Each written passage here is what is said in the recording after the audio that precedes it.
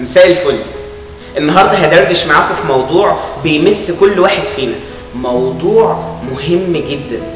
هنتكلم النهارده عن إرادة ربنا، وده مش موضوع صغير، ده موضوع كبير قوي. بس انا هحاول ابسطها لكم شويه. في البدايه حد هيسالني ويقول لي ازاي اصلا اعرف إرادة الله في حياتي؟ انا سعيد انك سالت السؤال ده.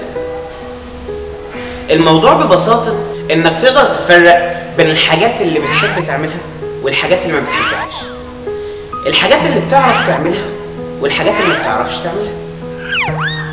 هنعرف إرادة ربنا لما نتأكد ان اللي بنطلبه مش مرفوض من ربنا، لان الكتاب المقدس بيقول: ولا تشاكلوا هذا الدهر بل تغيروا عن شكلكم بتجديد أذهانكم لتختبروا ما هي إرادة الله الصالحة المرضية الكاملة.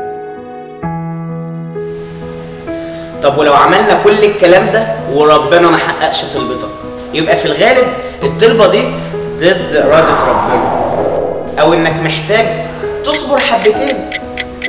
في ناس هتقول إن الموضوع مش بالسهولة دي، وإن صعب إن أعرف ربنا عايزني أشتغل إيه، أتجوز مين، أعيش فين.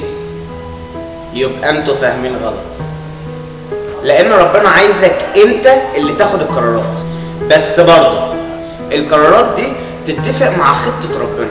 من الآخر هتحتاج تعيش مع ربنا كل يوم وتشاركه في كل قراراتك وتطلب منه انه ياخد بايدك للطريق الصح، وبالتالي ارادتك هتبقى هي إرادة الله.